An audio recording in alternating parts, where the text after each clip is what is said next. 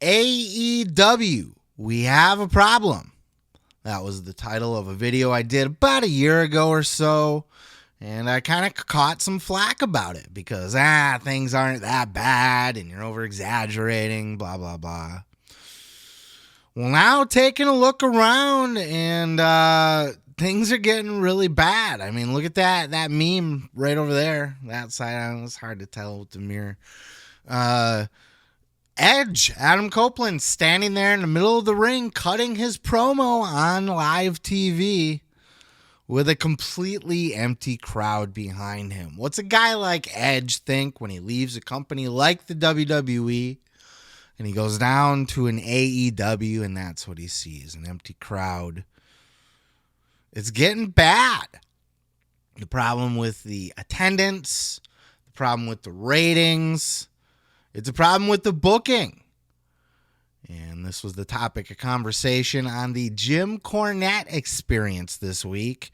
Jim Cornette and the great Bryan Last breaking it down, talking about the slow ticket sales and the problems AEW's having in the ticket sale department. Check out this clip.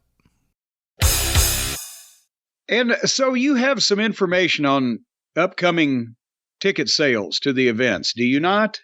Well, we talk a lot about this stuff, and a lot of people send us stuff. I decided to sign up for WrestleTix on Patreon, support them because they're doing this kind of stuff. And you sign up today, you get 6,000 emails tomorrow.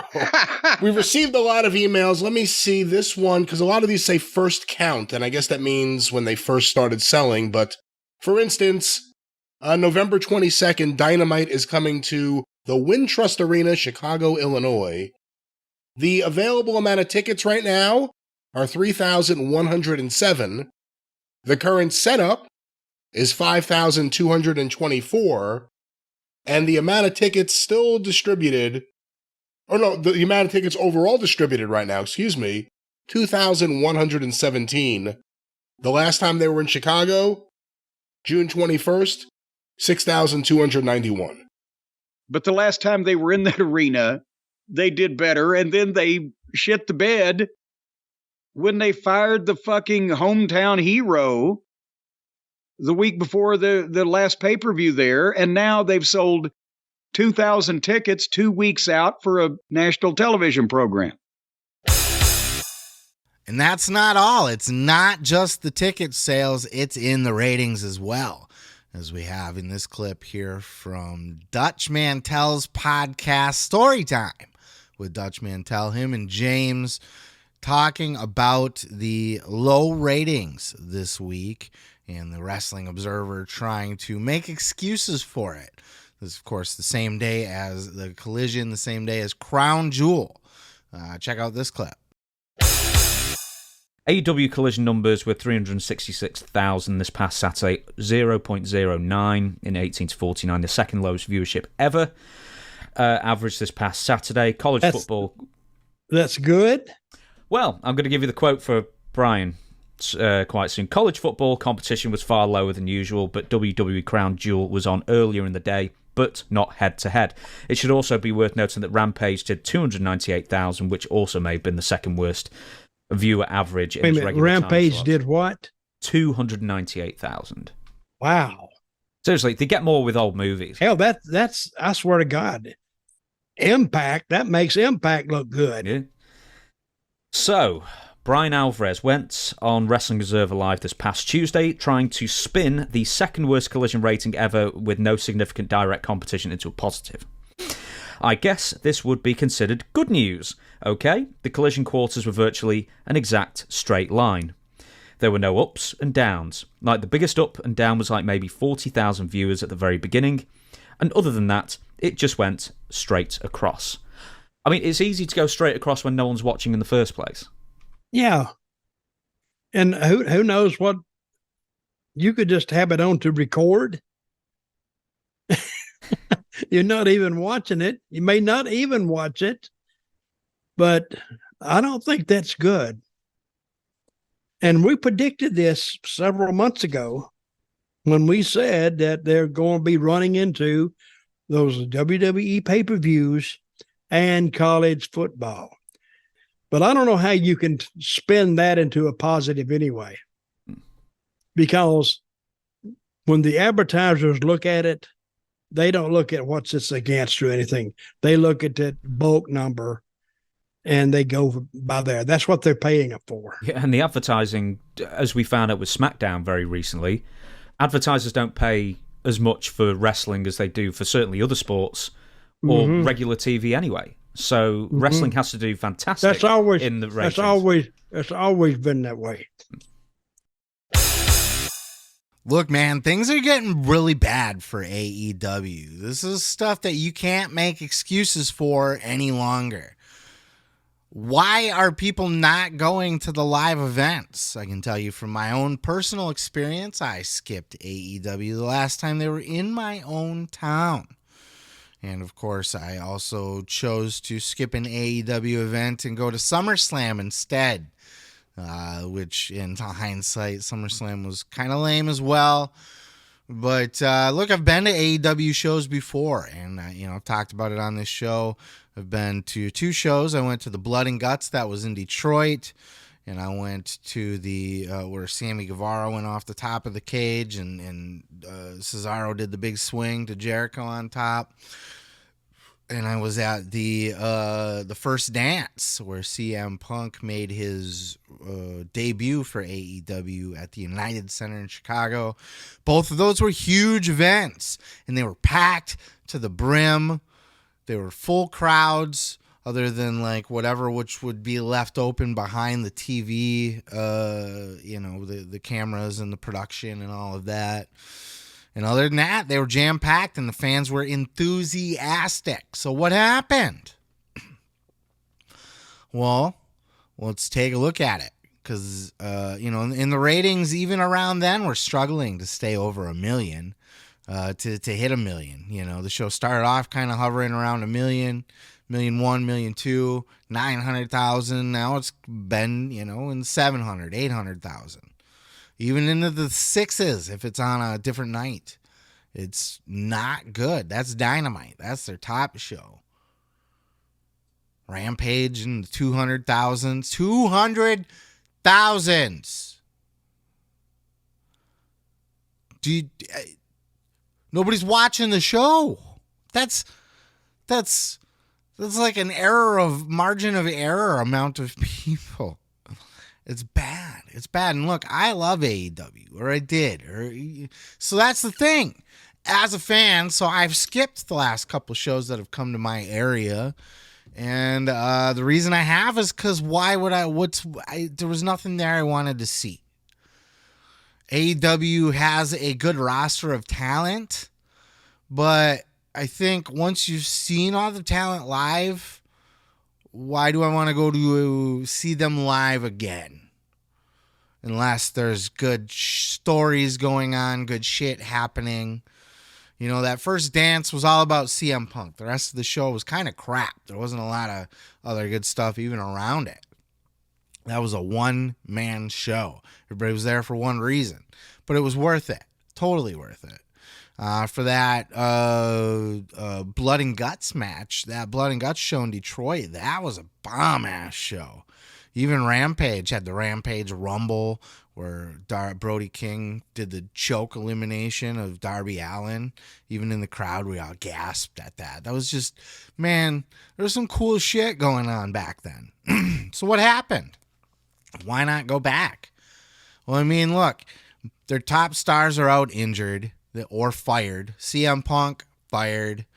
Wherever you weigh in on CM Punk or not, clearly since he left, it has been a hit to the ratings and attendance.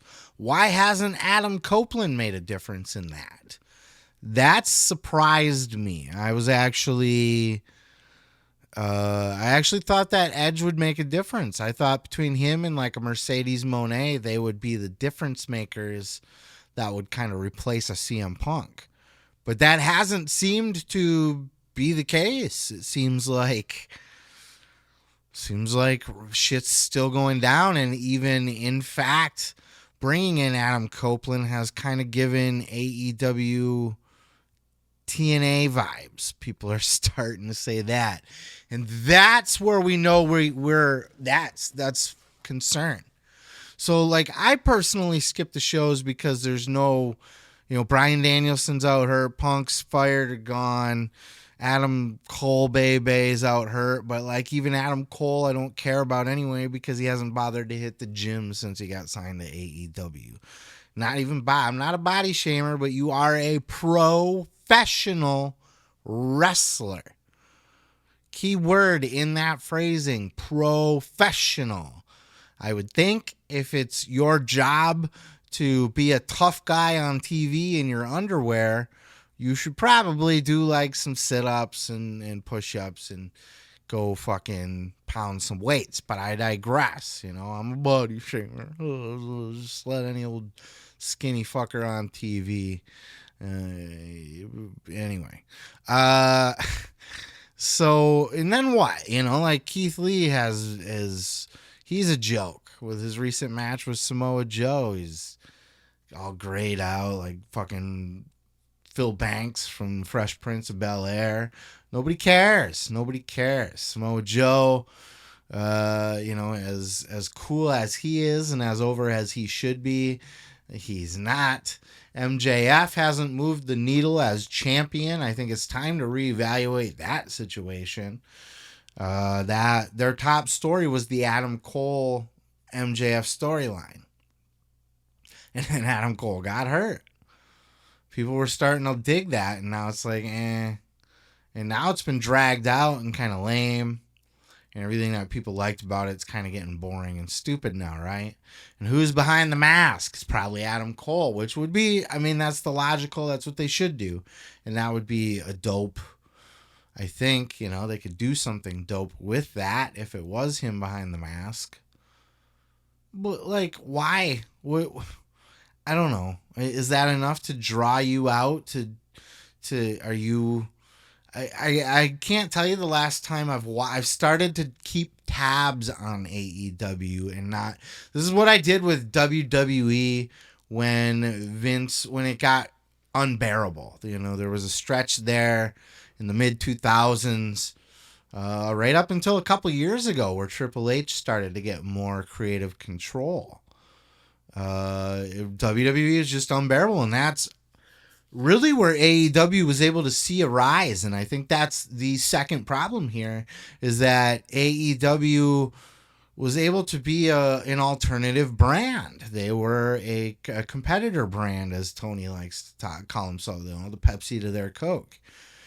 But once people wanted that because they hated Vince, they resented Vince and his style of booking, and everything was shit. And it gave rise to an alternative, which was great. But once Triple H took over, people started favoring Papa H again. And, look, rightfully so. The booking's been, WWE is not great still. I wouldn't say it's firing. Business-wise, it's firing on all cylinders. But creatively, it's, some stuff's good, some stuff's not good still. Is what it is. But they're kind of squishing AEW like a bug right now. And AEW leaning towards older, former WWE talent more to try to pull the ship up is now giving the vibes of TNA. I think Edge was about as far as they could push it. And then when they came out with the big show on TV, wah, wah, wah, wah, wah. That's a bad move. You don't push old ex WWE talent to that extent, to that extreme. Keep Edge on Collision, okay? Have him slide into whatever you were doing with Punk. Just put Edge in there. Edge and Christian can play over on Collision. Keep Dynamite more fresh. Keep Edge off of Dynamite. That way he's at least not oversaturating the company, not playing himself out, and not taking the spotlight from everybody else. MJF isn't working. You need to pull the trigger on that angle soon, which hopefully they will, the reveal of this masked guy, which will be Adam Cole, hopefully, and him maybe reuniting with the Undisputed Era. And then they could fucking run roughshod over AEW for a while as AEW champion if Adam Cole is able to heal. And, fuck, bring in Bobby Fish again. Who cares? Punk's gone now. They had that little tiff. Why not? You know what I mean? That's a direction you could go, because I don't think MJF is working right now. At least, he is doing great work, but obviously he's not doing business for AEW. If you're the champion of a company that's losing in ratings and ticket sales, some of that's on you.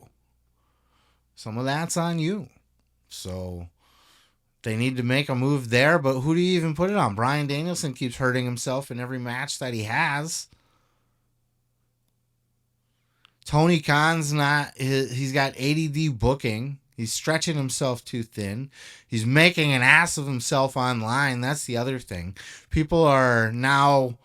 Tony Khan needs to get out of the spotlight for a while. If you're going to rehab AEW, you need to put somebody else. You need to get a booking team, a booking committee. I've said this for a long time. People shit on booking committees. Oh, booking committee, blah, blah, blah. You can have one decider, one final say. He can sit at the meetings and say yes, no, yes, no, yes, no. He doesn't need to sit and worry himself about what he's going to do creatively. Leave that to other people so he can worry about other shit. Growing the fucking business. Because they're not. Marketing in local areas. I'll say this for going to the live shows in my area. When Raw's coming to town, you hear about it. I don't even pay attention to shit. I don't watch local news or fucking go to the local arena every other month or anything. I'm barely even leaving my house other to go to work and back. But I heard about it. I thought it was coming. They do a YouTube ad, I think. And then they also got the billboards on the highways, like the electronic billboards. They put it right there. You don't see that shit for AEW. Why not? What are they doing for their local marketing? Are they sending anybody? Why isn't why don't they send Danhausen to be at a comic book store in the area or some shit like that? Why aren't they doing that? They just let go of the fucking bunny. I love the bunny. She could actually work. She's not great, but she didn't suck. Why would, and rumors are it might be a personal thing, whatever. Send the bunny out to do local, the Butcher, the Blade, the Bunny, and Danhausen. Send them to fucking, you know what I mean? Why not? What is your problem? Why are you not doing more local marketing? They could do better ticket sales there. Their ticket prices are too expensive. They're thinking that they can make up for the lack of ticket sales in ticket prices by the diehards. That's going to make people that are going, should I not? If I was on the fence about going to an AEW show, and on a whim, if I was like, yeah, you know what, maybe I will. I'm bored. Let's see what, maybe I will go to him tonight. Go to pop on. Well, fuck. Tickets are, cheapest tickets can be what, $40? Processing fees after parking. You get down there, you're looking at a $50 night just to get in the door in a cheap seat. You buy the $12 bottle of water while you're there. All of that's got to be taken into consideration. And then it doesn't help when they're offering the buy one, get ones or whatever, because that just makes you look lame. You do shit to stir up. You do the radio giveaways. You send fucking somebody to go be on the radio and give away tickets while you're there. Do fun stuff, you know what I mean? Say that you placed tickets around the arena. So go on down to the arena today and find, an envelope taped to the building and you get a free ticket. Shit like that. Instead of just buy one, get one. I don't know, man. I don't know. It's a lack of cohesive story. Some guys will be on the show and then they're just gone for a while. Or you'll want to be behind somebody and then they'll just randomly be the tag team champion with Big Bill. Why? You're building Ricky Starks to be like a solo guy with CM Punk, and then just nothing. Just just drops right down to a tag team guy. Why? What, Edge, Adam Copeland walks right in and he's at the top of the card every night, you know? There's just things like that, I think. And I think Tony Khan's personality, I know this is going long, but this is kind of an important rant here. So fuck off. Plus, it's my YouTube channel. You know what I mean? I can rant if I want to rant. I can rant if I want to rant. See, I just make shit up on the fly. It's been a long day. Fuck you. I just think that the booking could do, they need more cohesive booking. They need to use less washed up talent. They need to invest more in their main stars. They need to have better stories. They need to maybe do a better job. Split that roster. You got such a huge roster. Why are there people that are not on one show or the other every single week? Get Tony Khan off of the internet for a while, because people are starting to associate AEW with Tony Khan. So he's the face of the company, right? So like, if people hate Tony Khan and think he's a weird, annoying, fucking coked out mark, they're gonna not want to support AEW. It's just bad move after bad move after bad move, and it's getting to the point where it's scary, because I don't want to see them go the way of TNA. Like, they're doing these big arenas, but they're not filling them anymore. And it's to the point where people are saying, hey, why don't you try to do some smaller venues like the fairgrounds and shit? It's bad. They're at a point where they could drop down to a TNA level. And once you're there, good luck climbing back up out of, to being a WCW level again. Or they're also like giving out end of WCW vibes. They got to turn that ship around, and they got to turn it around quick. Those are just some of my thoughts on things they could do, but this one has gone long. But we can continue the discussion in the comments down below if you have thoughts on some other things that AEW is doing wrong or could do different to make the shift and kind of pull this ship around, because they're fucking sinking. Hit that subscribe button while you're down there, hitting those comments. Give it a thumbs up if you liked it. I'm going to go ahead and move on to the next. Oh yeah, thanks for checking out the video. Yeah, don't forget to subscribe. Don't forget to like it if you liked it. Yeah, and you can check out full episodes each and every Sunday right here on the channel. Oh yeah, dig it.